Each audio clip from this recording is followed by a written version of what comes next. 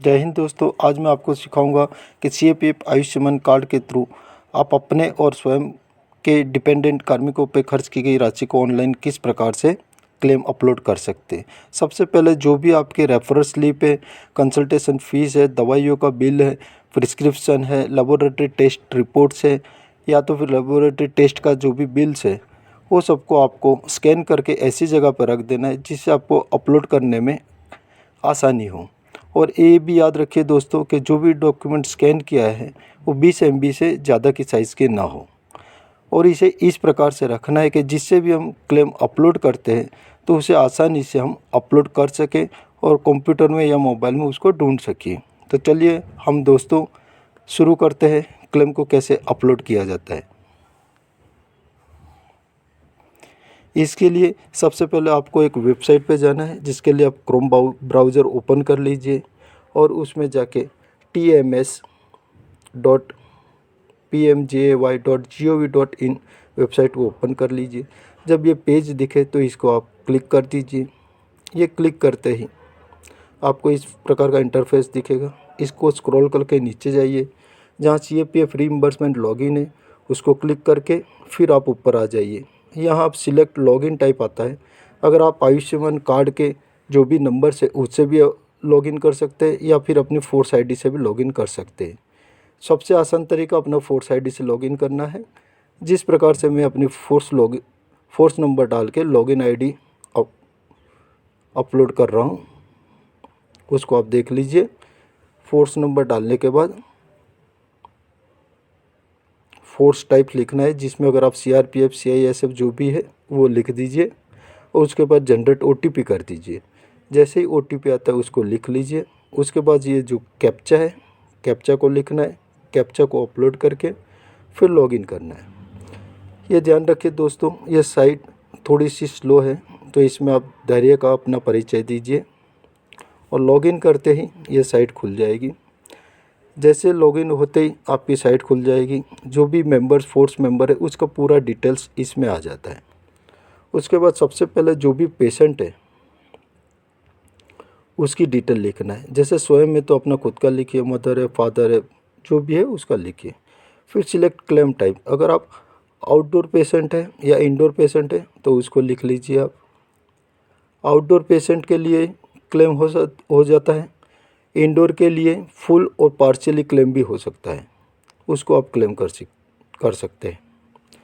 इसके बाद आप नीचे चले जाइए। इसमें सबसे पहले आता है हॉस्पिटल डिटेल्स। आपने जहाँ पर ट्रीटमेंट लिया है उसकी पूरी डिटेल भरनी होती है।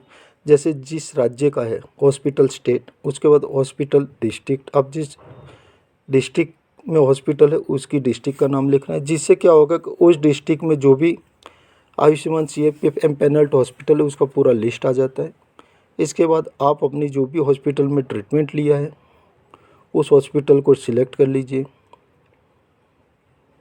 सिलेक्ट करने के बाद इन्वेस्टिगेशन का कॉलम आता है, उसमें आउट पेशेंट लिख के जो भी इन्वेस्टिगेशन मीन्स के लेबोरेटरी टेस्ट आपने करवाया है उसकी डिटेल भरनी होती है। आप देख लीजिए, अगर एक से ज़्यादा आपने टेस्ट करवाए हैं तो इसमें एक एक करके उसको अपलोड किया जाता है।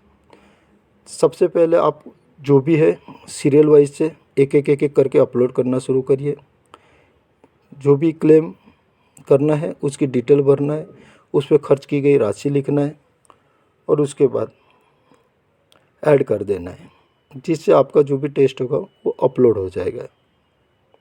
उसके बाद सेम प्रोसीजर दोबारा से लेबोरेटरी टेस्ट जो भी है दूसरा उसको लिखना है।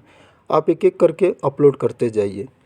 दोस्तों इसमें ऐसा भी होता है, कभी आपने जो टेस्ट करवाया उसकी डिटेल इसमें उपलब्ध नहीं होती, तो आप उसके बारे में बिल्कुल बेफिक्र हो जाइए, क्योंकि इसके लिए इस ऐप में सरकार ने दूसरा ऑप्शन भी दिया है जो मैं आपको दिखाऊंगा। जैसे आप देख लीजिए, मैंने कई टेस्ट करवाए थे तो उसी को मैं अपलोड कर रहा हूँ, लेकिन वो नहीं दिख रहा है इसलिए मैंने उसको छोड़ दिया है। उसके बाद नीचे आता है फार्मेसी चार्जेस। अगर आपने कोई दवाई वगैरह क्लेम करना है, कोई दवाई लिया है तो उसकी डिटेल भरनी होती है।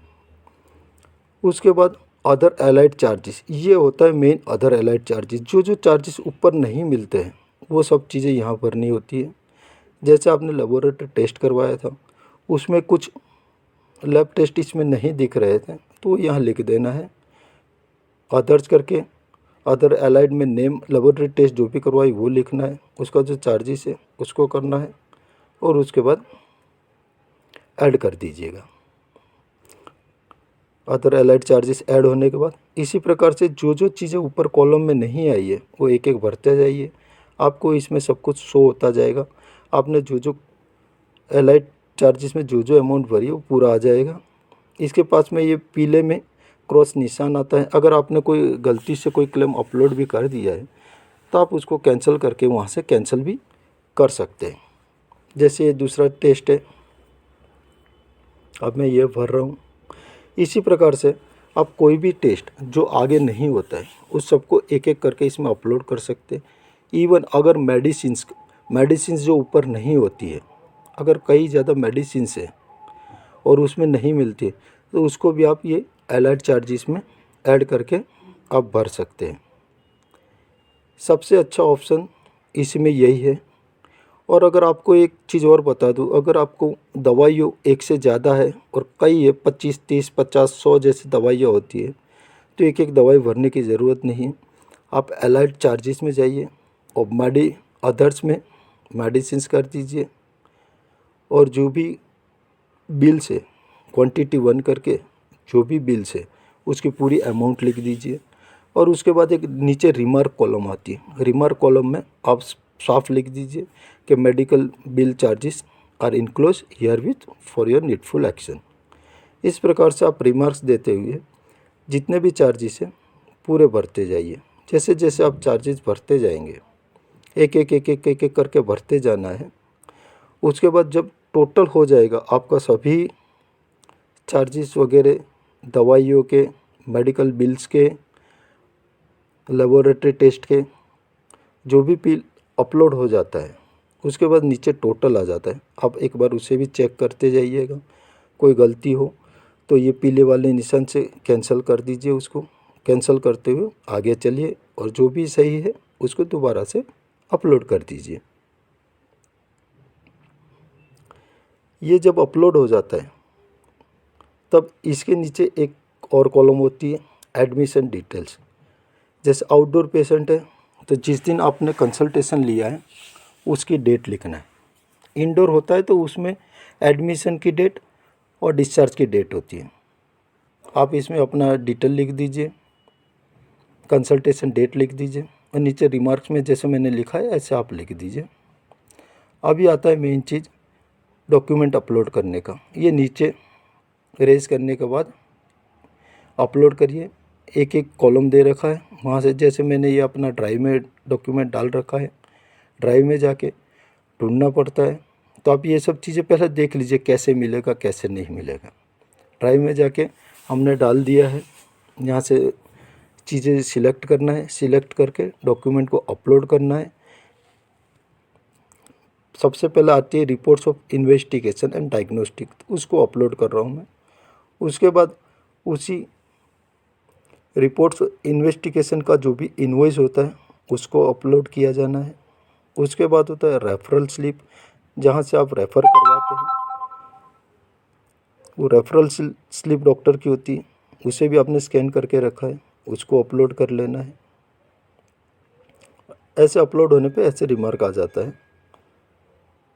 उसके बाद दवाइयों के जो बिल्स होते हैं उसका एक कॉलम है, उसको भी अपलोड कर देना। इसी प्रकार से एक एक करके आप बिल अपलोड कर दीजिए और सबसे लास्ट में रेस क्लेम आ जाता है, उसको आप क्लेम रेस कर दीजिए। जैसे जैसे आप डॉक्यूमेंट अपलोड करते जाएंगे सभी चीज़ें आपको क्लियर होती जाएगी और आपका कॉन्फिडेंस बिल्डअप होता जाएगा। ये CAPF में नई सिस्टम आई है तो आप इससे घबराइए मत, बहुत सिंपल तरीका है, ऐप भी बहुत अच्छी है।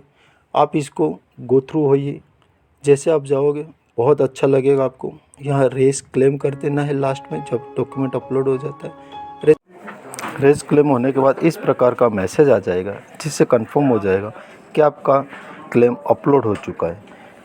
फर्दर करस्पॉन्डेंस के लिए इसमें जो नंबर दिया जाता है उसको आप नोट करके रखें। ये वीडियो आपको अच्छी लगी हो तो इसको लाइक और सब्सक्राइब करना ना भूलें। धन्यवाद।